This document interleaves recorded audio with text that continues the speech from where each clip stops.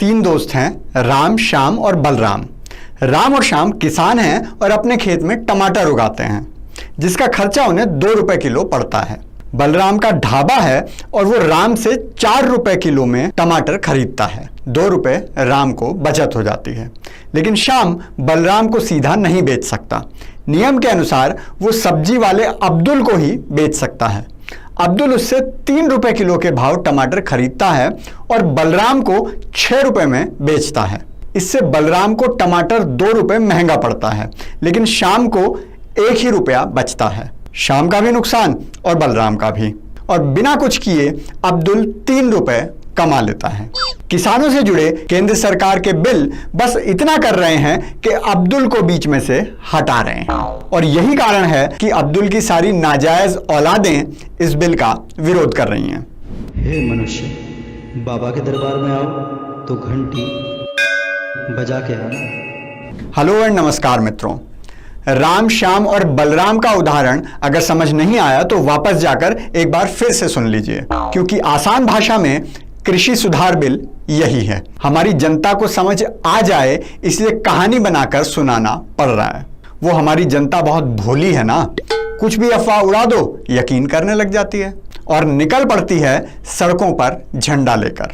और उनको डराने का काम इस कदर किया जा रहा है कि जैसे सरकार उनकी भैंस खोलकर ले जा रही हो। कृषि सुधार बिल ऐसी बहुत सी चीजें करने जा रहा है जिससे न केवल किसानों का फायदा होगा, बल्कि कृषि निवेश, कृषि आधारित उद्योग और ग्रामीण अर्थव्यवस्था को ताकत मिलेगी।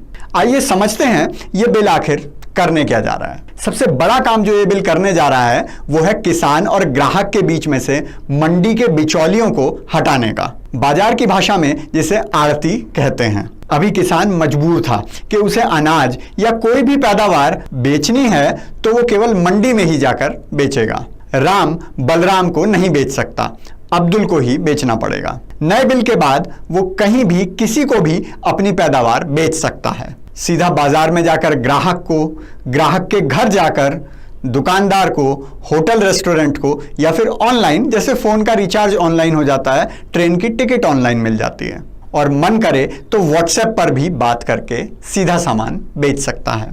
अब इसमें विपक्षी पार्टियों द्वारा जो सबसे बड़ा डर दिखाया जा रहा है वो है न्यूनतम समर्थन मूल्य यानी एमएसपी का। हिंदी में बोलें तो मिनिमम सपोर्ट प्राइस। किसान भाइयों को तो पता है, शहरी लोगों के लिए बता दूं कि मिनिमम सपोर्ट प्राइस सरकार द्वारा निर्धारित पैसा होता है जिससे कम भाव पर कोई अनाज किसान से नहीं खरीदा जा सकता। अब डर यह दिखाया जा रहा है कि सरकार बीच में नहीं रहेगी तो प्राइवेट व्यापारी एमएसपी से कम दाम में भी किसान को बेचने के लिए मजबूर कर सकते हैं। चलिए इसे एक उदाहरण से समझते हैं।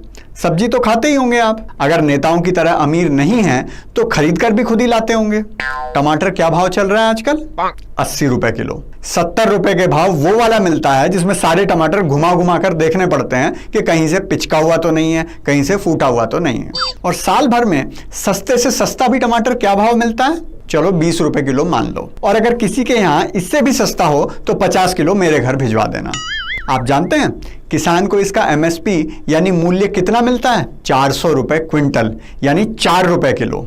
4 रुपए किसान को मिला, 4 रुपए समझो सब्जी वाले ने कमाया, 2 रुपए लाने ले जाने की लागत। बाकी के 10 रुपए किसकी जेब में गए? बिचौलिए की जेब में, आड़ती की जेब में, अब्दुल की जेब में। और जब 80 रुपए टमाटर बिकता है तो भी राम को 4 ही रुपए मिलते हैं क्योंकि एमएसपी है। 80 में से 60 रुपए अब्दुल कमा जाता है। राम को अगर आजादी हो कि वो बलराम को 40 के भाव टमाटर बेच सकता है तो राम को 36 रुपए ज्यादा मिल जाएंगे, तो राम 36 रुपए ज्यादा कमा सकता है और बलराम को भी 40 रुपए की बचत हो जाएगी। लेकिन अब्दुल को यह पसंद नहीं, इसलिए वो विरोध कर रहा है और झूठ बोल बोल कर रहा है। सबसे एक मजे की बात तो यह है कि यह झूठ भी फैलाया जा रहा है कि एमएसपी को खत्म कर दिया जाएगा, जो कि बिल्कुल गलत है। एमएसपी रहेगी और सरकार ही उसे निर्धारित भी करेगी और सरकार फसल भी खरीदेगी। उस पर चमचे कह रहे हैं कि व्यापारी सरकार से अपनी मनमर्जी का एमएसपी रखवा सकते हैं।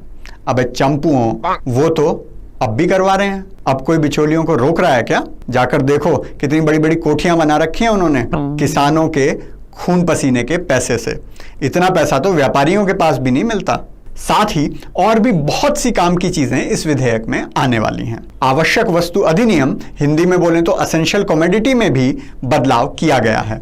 अनाज, दालें, खाने का तेल, आलू, प्याज, ये सब अब आवश्यक वस्तुओं की श्रेणी में नहीं रहेंगी, तो कोई चाहे तो इन्हें स्टोर भी कर सकता है। दूसरा बिल जो है मूल्य आश्वासन और कृषि सेवा समझौता, उसमें यह है कि कोई किसान किसी खरीदार से पहले ही समझौता कर लेगा, कॉन्ट्रैक्ट कर लेगा, जैसे कि वो अगले साल इतनी सरसों उगाएगा, उसका भाव इतना होगा, इतना प्याज बेचेगा, उसका भाव ये होगा, चाहे बाजार में प्याज 5 रुपए किलो बिके या 70 रुपए किलो। इससे वो डर खत्म हो जाएगा कि कल अगर प्याज का भाव 5 रुपए किलो हो गया तो मेरी लागत कैसे निकलेगी। मैं इस बात पर नहीं जा रहा कि कौन सी पार्टी क्या कह रही है, क्योंकि यह विषय राजनीति से बहुत ऊपर है। ना ही मैं मोदी का समर्थन कर रहा हूं, ना बचाव। इसमें राजनीति नहीं होनी चाहिए और किसानों तक सच पहुंचना चाहिए।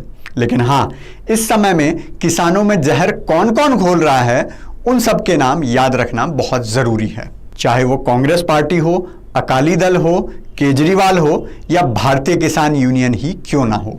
यह सोचने की भूल मत करना कि सड़क पर किसान निकला हुआ है, रेल किसान रोक रहा है। वो तो अपने खेत में फावड़ा चला रहा है और इसी फावड़े से वो मोदी जी के साथ मिलकर बिचौलियों को मंडी से बाहर निकाल देगा।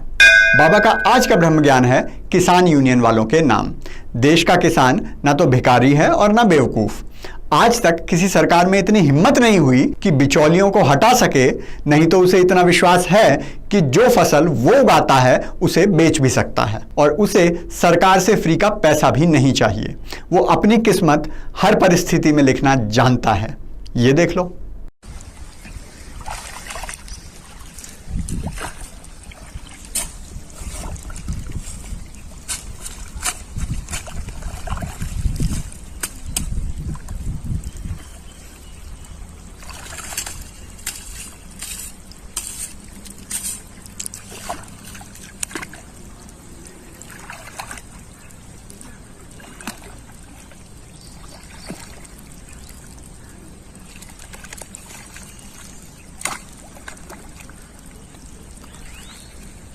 अगर आप भी किसानों को अपनी मर्जी से बेचने की आज़ादी देना चाहते हैं तो कृपया लाइक, शेयर, कमेंट और सब्सक्राइब जरूर करें, क्योंकि खुशियां बांटने से बढ़ती हैं।